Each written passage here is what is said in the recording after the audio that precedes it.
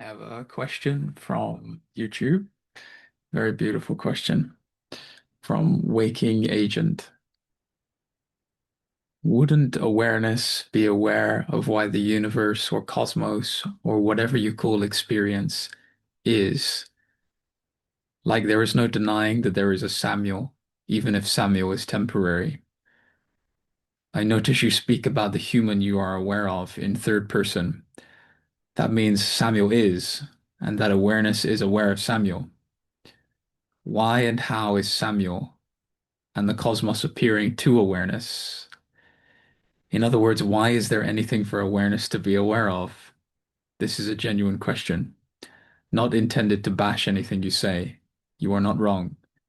My question is more centered around oneness, as to not exclude anything from reality, to be understood from the concepts of math and science, because nothing is separate from itself, meaning that there is an explanation that can be given, totally comprehensive of all, including thoughts.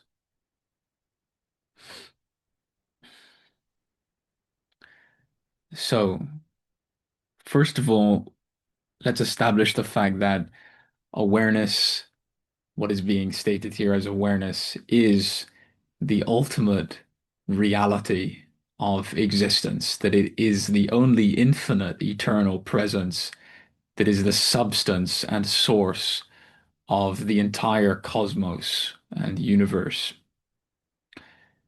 So awareness is the source of everything. And from awareness's perspective, the how manifestation occurs, how the cosmos arises, can be answered only by the statement that the universe appears. The universe manifests, just as we can have a thought that arises and recognize the thought simply arises spontaneously. It is not contained within a cause and effect duality that could be used to describe in terms of how or why the thought arises. That is from the perspective of awareness, which is its source and substance. We could use a cause and effect explanation to discern how such a thought arose based on prior events and conditionings in the universe that led up to the formation of this thought. But the experience of the absolute reality, which is the source of the entire manifestation of duality, relativity, and the appearance of cause and effect, is not bound by cause and effect, is not bound by time. The eternal reality that gives rise to time is not bound by time. Awareness is not bound by time. So, from awareness's perspective, there is no how or why manifestation of a thought, of a sensation, of a perception of the cosmos occurs in terms of a scientific relative explanation of this event causing that event, or a sequence of events. For manifestation simply arises spontaneously, like the appearance of the waking state from the deep sleep state spontaneously arises. There is no how that can be explained in deep sleep. There is no process or mechanism that we are witnessing in the deep sleep state, in the timeless state, which is initiating the waking state. There is no mechanism prior to any appearance of mechanism.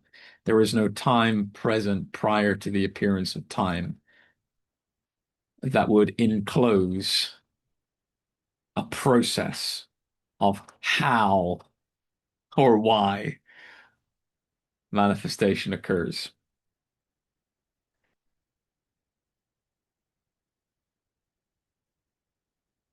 Mm. So you say, like, there is no denying that there is a Samuel, even if Samuel is temporary. There is no denial of a Samuel. Samuel is an appearance of perception and conceptualization that arises within awareness, within and from awareness, and is made of awareness. So the reality of Samuel, the reality of the appearance of perception and concept called Samuel, is this one awareness that we all are. So there is no possibility of denying that reality that is the substance of Samuel, nor is there any denying that there is an appearance called Samuel. There is an appearance called Samuel. What is untrue is for myself to identify exclusively with Samuel and believe I am limited exclusively to the appearance Samuel rather than the rest of the cosmos and all people.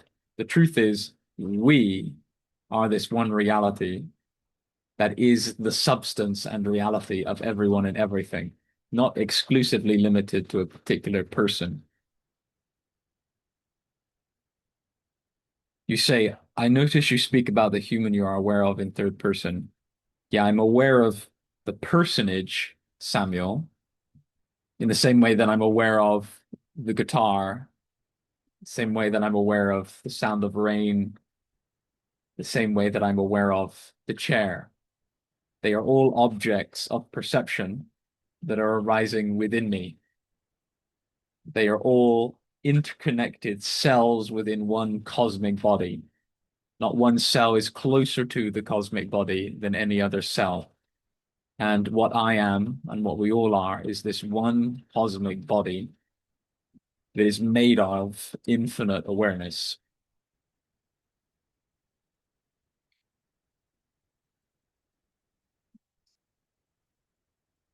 You say that means Samuel is, and that awareness is aware of Samuel.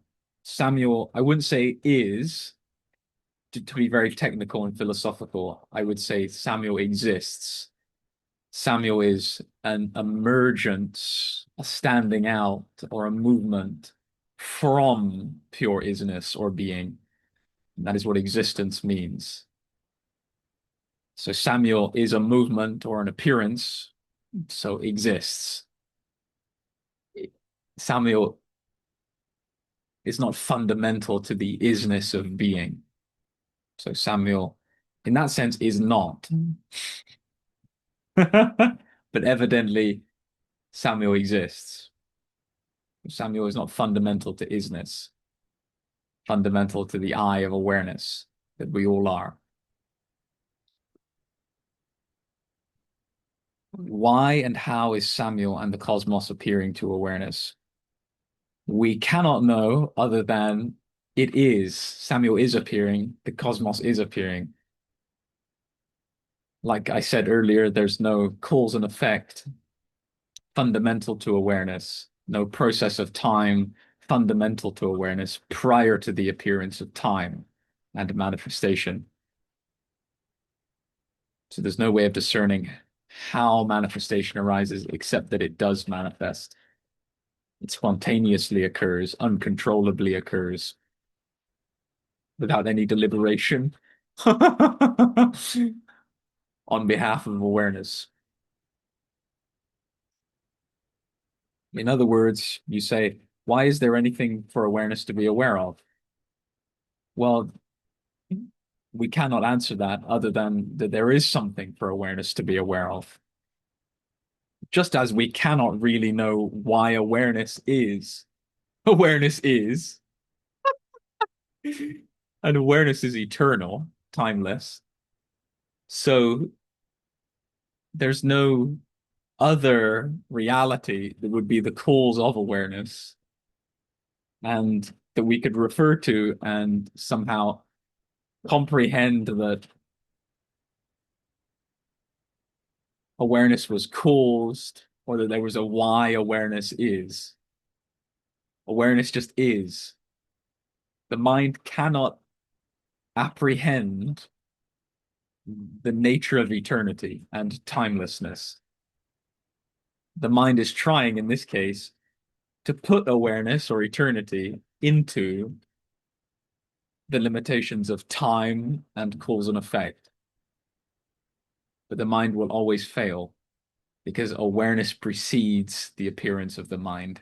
Awareness is present prior to the appearance of time.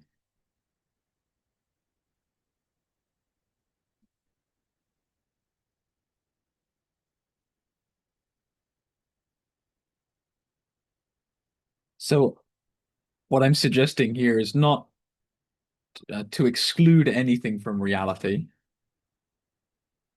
The only thing that we exclude is something that we do not even need to exclude because it doesn't exist. That is, it is not found anywhere, and that is non-being, non-existence, unreality, unawareness. We cannot find that anywhere. So that's what we exclude just by understanding that we don't need to exclude it because it does not exist in the first place for us to exclude. There is no non-being. There is no unawareness. There is no absence. There's only presence.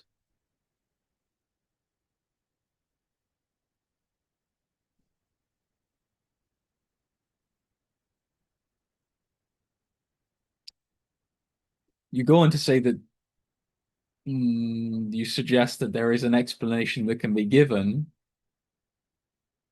of manifestation, I guess you mean, that is totally comprehensive of all.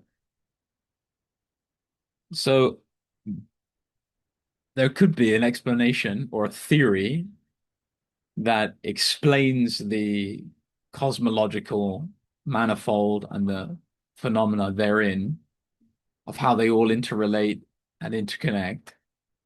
And that would be a valid theory and explanation to be utilized within manifestation for relative purposes of communication and interaction.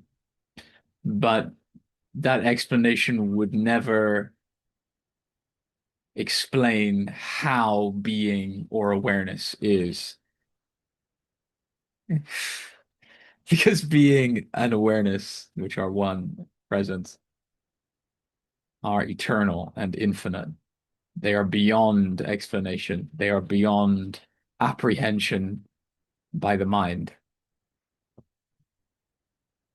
But what exists within manifestation can be comprehended approximately, relatively, from within manifestation. That is, the mind can conceptualize other mind activity and formalize it into patterns, order it into intelligible sequences